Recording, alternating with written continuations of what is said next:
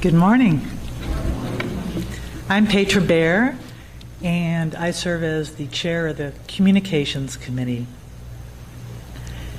In 1832, Andrew Jackson noted that it would be an unqualified blessing if the government would simply confine itself to ensuring that every man had equal protection under the law. In addition, he recognized that there are no necessary evils of government. Its evils only exist in its abuses.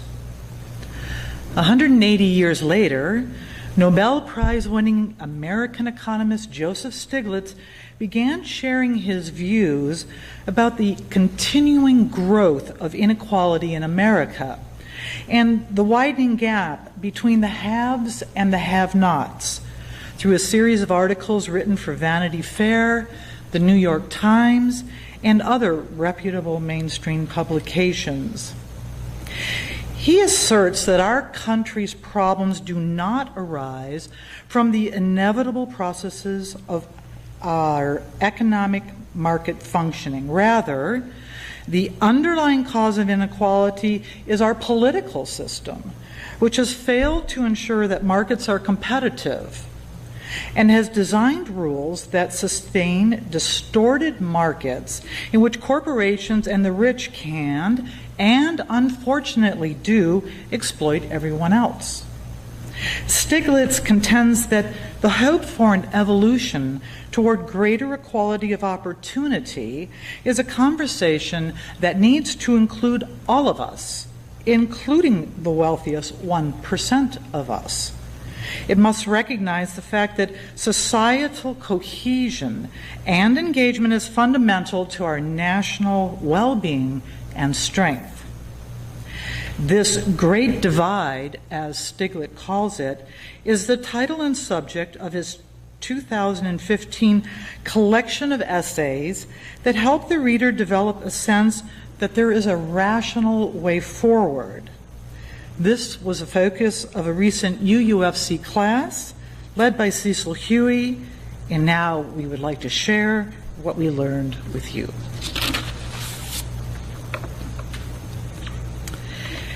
Here's what happened when I read The Great Divide, Unequal Societies and What We Can Do About Them.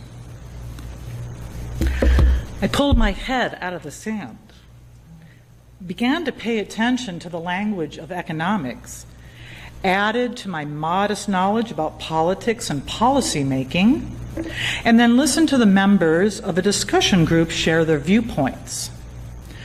What did I find so appealing about keeping my head in the sand most of my adult life when it came to our country's politics and policies? Well, for starters, it's much quieter. But it's also easier to shake my head and say, well, if the experts can't get it right, how could I possibly do better? And therein lies the beauty of a discussion group. I don't have to build a better mousetrap, but I can improve my understanding of a topic, ask a question when something is not making sense, and remember that not everything printed is necessarily true and deserves a bit of research.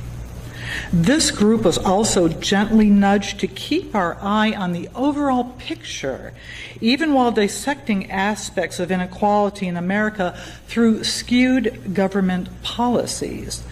Finally, I am always looking to see if there are any action items that are right for me. Action item number 1. Although the author Joseph Stiglitz notes that it's a mystery why anybody would want to spend the time and energy to vote, given that so often the deck is stacked in favor of the wealthy, I think that's exactly the time when it's most important to do so. If someone has been given a big piece of pie only because he or she has been bestowed with artificial distinctions, as Andrew Jackson so aptly called preferential treatment, there's no need for me to add a scoop of ice cream. If a company has policies I don't agree with, and it's possible, I don't have to buy their products and services. I can multiply my voice by joining a group that is working on local issues. I can call or write elected representatives and express my views. I can show up at a rally and be counted. And I can vote, vote, vote.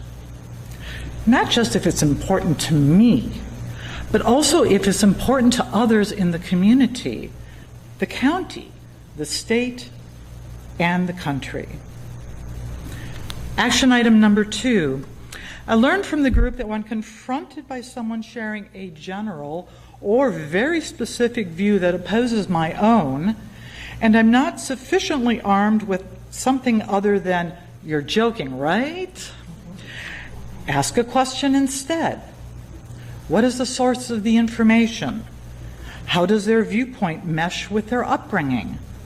Does their viewpoint take into consideration the value of fair play and a sense of community? Have they considered therapy? Action item number 3. Strive to consistently practice our first principle, the inherent worth and dignity of every person. Regarding one aspect of the topic at hand, a slippery playing field when it comes to taxation equality, I would add that it applies when referring to a group of people also. For example, each citizen pays taxes and has deductions as applicable to their circumstances.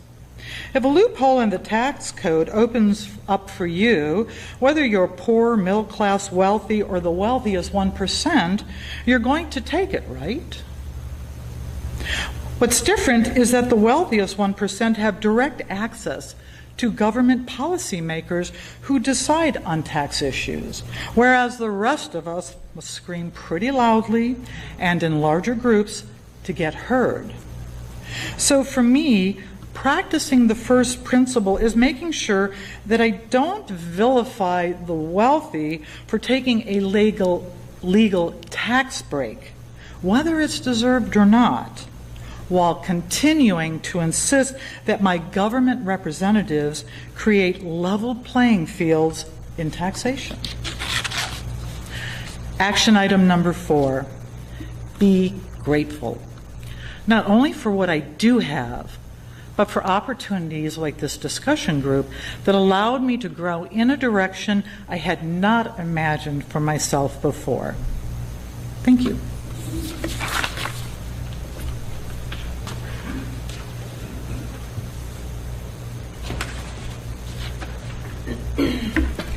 And I would like to thank Petra, too. I have not heard that, so it's very moving to me. I'm Carol Ward. I just read the comments from Andrew Jackson. And this is my response to the Great Divide. I am not in the 1%. You can just look and tell.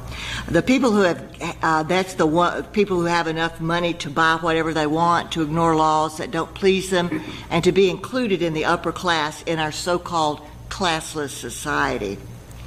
If I were in the 1%, I wouldn't have to pay so much in taxes. As a child of a textile worker in South Carolina, I always had enough to survive and do well in society, even if the textile industry didn't. Going to college, getting an advanced degree, or getting a job as a professor at Clemson University were not privileges given to me or expected from me. But with part-time jobs and scholarships, I was able to go to college. I have always felt poor and inferior in high school and throughout my career because my parents were not rich, and I never had as much as my friends did.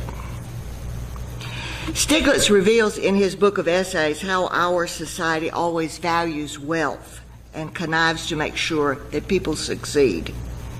That success is controlled not by the voters, but by the people who have enough money to ignore the rules after making the laws to protect their own position in society. I call them the other people, but Stiglitz calls them the 1%. One of the privileges that I have is that the mortgage deduction still counts for me. Basically, the government gives me credit for that. What little I pay for my house creates some financial benefits for me. If I were in a apartment or something like that would not count. Taxes actually encouraged me to own something of value. My father always said that owning lands made one powerful because land is real. I don't know how much that will count in the 21st century international society. How much will my small acreage count in the big picture? Inequality exists not only in America but around the world. When the Twin Towers were destroyed on October 11, 2001, our then President George W. Bush urged us to go shopping to prove that our economy could still work. Go buy some shoes, I think he said. Later, banks loaned excessive money for expensive homes to the public. When the crash of 2011 happened, the banks were not punished, but the people who couldn't recuperate their money but people still couldn't recuperate the money that they had already spent on these houses that they couldn't afford. The banks were seen as too big to fail, so they were given a pass. No banks paid any fines, but many Americans are still without their homes, and faith in the economy is hard to reclaim. Will the SiliconValley.com world improve our society forever? I doubt it. It is already becoming passé and waiting for new models to create growth and change. As Stiglitz says, we now need jobs in this unequal society. Facebook, for example, has created a decrease in distance for communication, but it has also created the growth of fear and dishonesty in communications. In other words, don't believe what you read on Facebook.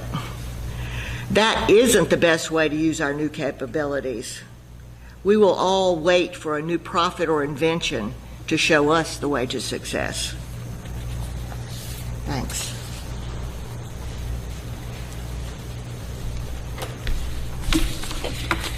Well, if you were hoping to learn from me what actually Joseph Stiglitz had to say, sorry about that. This was never a book report. It was never a book report type book study thing we did. And so now we're reporting on how we were personally affected by this big process that we went through together. One of the points Stiglitz makes about American politics and the economy is that we have illusions about how things work. And these illusions prevent us from moving forward in rational ways.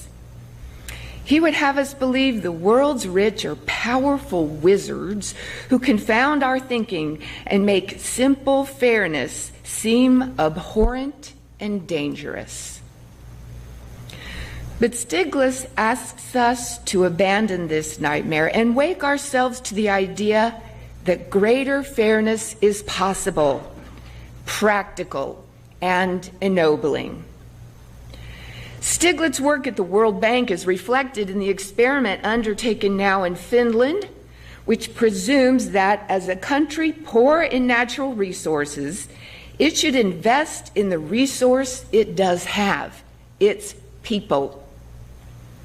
The surprising center of gravity of Stiglitz's economic prescription is this, that the unhindered human is a treasure.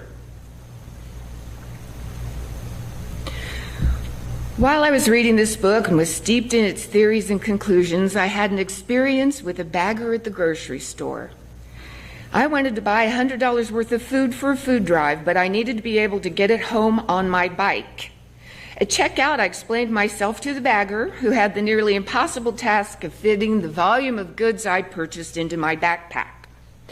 She did her job well, and what I considered to be a surfeit of politeness, she hefted my backpack and carried it outside for me. I soon learned that her real reason for going with me outside was that so she could tell me her story. She told me she had been homeless last year, that she had relied on the food bank for help. She was a handsome young woman with a stylish haircut, lively brown eyes. I was not expecting that story from her. She had been a waitress that summer and didn't realize that when the students left, much of her income would go with them. She expressed gratitude for the kindness she received at the food bank. Of course, I was well armed with information about the wickedness of banks and politicians, and we traveled that road for a while. In passing, she told me that if she heard about a single mom in California that needed help paying for an operation, she would send her money. She also told me that she saw an old man shoplifting in the store, and she quietly bought him supplies enough to take him through a couple of days. I reflected that this girl's suffering had created in her a largeness of spirit that was rare. I also thought what a great waste it was for such a lively and intelligent creature to be working in a grocery store as a bagger. But later, I had to ask myself the question, was her life a bad life? Or was the universe gifting her, trusting her with the difficult lessons of humility and compassion? Would she indeed have been a better or happier person if she had been the coddled child of intellectuals? How should we judge the quality of a life? I begin to understand that as long as we are thinking only in terms of the distribution of money, we will always have the wrong end of the stick. What should guide our financial policies? Most importantly, we must promote in each person the belief and understanding of their own self-worth. We must then provide the tools necessary for them to capitalize on their individual strengths. When I review my own attitudes towards the poor, picture a poor person, the uneducated, or even Trump supporters, I think of them as pathetic, a problem. And implicitly, I think of them as inferior to myself. But I'm coming to the realization that when I judge someone, when I find fault, it is not them who needs to change, but myself.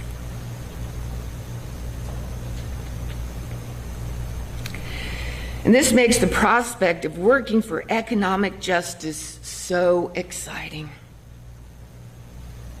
If we set as our pole star a society that is more cohesive and fair, then by pursuing that goal, all the machinery that would have to move to accomplish that would make us better individuals in a happier world.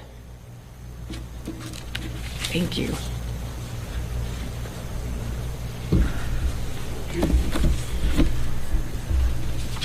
Well, I want to conclude this with a few thoughts about our exercise that we had and about exercises like this in general.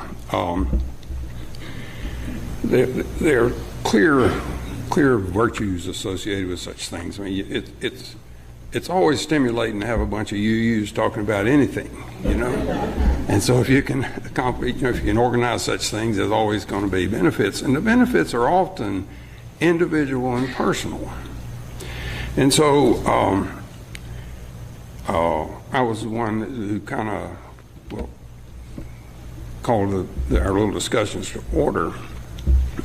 And so I'd given all this some thought beforehand, but then actually in the course of the conversations, a sort of new personal realization emerged, and that is that along with these inequalities that we see of income and opportunity and material well-being, there's a vast inequality of voice. Now, we know that powerful interests have loud voices, but we're privileged here because I would say that a large number of us know on a first-hand basis city councilmen, state legislators, doctors and lawyers, and Indian chiefs of all sorts. And that privilege is not uniformly distributed. So I think we are privileged in the fact that we do, in fact, have a voice, and we have an audience that is not available equally to everybody. And that is our privilege. Now, that privilege enables us to project our thoughts beyond our little group, and we can have our nice, stimulating conversations. But we can, in fact, project these ideas beyond the limits of these groups. And to project an effective voice, well, an effective voice has got to be informed. So you have to be prepared, I believe. That is, you have to be ready when the opportunity presents itself. Now, Thoreau went to the woods to live deliberately. And we don't have to go to the woods to be deliberate in exercising our voices. But it helps to anticipate things. Now, I know everybody has been in conversations where when you reflect on it, you think, well, I could have said this, I should have said that, you know. And next time I'll say this, next time I'll say that. Well, I think most of the time when we think we could have said, we should have said, we would have said something had we been a little bit better prepared to do it. And being prepared requires information and having a little forethought. So I think that it's perfectly feasible to be deliberate in anticipating the fact that you are going to have an opportunity in the grocery store or in just pumping gas at a gas station or in line at the movie theater or something for kind of throwaway opportunities. Well, we consider them throwaway opportunities, but they are opportunities to express things that that we won't express unless we thought about it a bit. As a person can't unhear something, you know, but they don't have to unhear something if it isn't said. So if you say it, it cannot be unheard. So therefore, I think you ought to be prepared to be heard a bit. Now, I was always in education, and from time to time made comments about what motivates educators. And I think there's sort of a mysterious motivation, maybe perhaps a sort of faith that the benefits of the efforts are not going to be immediately apparent, you know. But you have to have some confidence that somewhere, sometime, something will result from your efforts. Maybe not always, but I don't believe never. I believe that, but the odds are not going to be very high if you don't say anything, you know. So therefore, this is a way of paying it forward. That comment was offered in the discussion we had this morning about an informed voice, and a willingness to use that informed voice is a way of paying it forward. And we don't have to, well, we can imagine all sorts of benefits, but it doesn't matter. I mean, I think it just requires a matter of faith to do that. Now, one more comment about activities like this one. I started out by mentioning the personal and individual benefits and things and insights that are derived from these sorts of things. And it's a little bit like this, I think. If you can look at a cloud, you can ask several people what they see. And somebody might say, well, that's a whale. Somebody else says that's a ship. Somebody else says it's an airplane. That looking at the same thing and experiencing the same thing provides individual perceptions and individual insights. And so if you can tell from the conversation or the comments made here this morning that there have been individual and different insights and thoughts and benefits of this activity. So I guess this is sort of a plug for our Sunday morning experiment. We're starting, you know, through the fall now with 4 Sundays a month with planned discussion opportunities. So I would encourage everybody to take advantage of that. And I think you will probably have an experience like you might see from the folks who were in this discussion group that the outcome will be varied. It'll be interesting, and it'll be helpful. It'll be useful.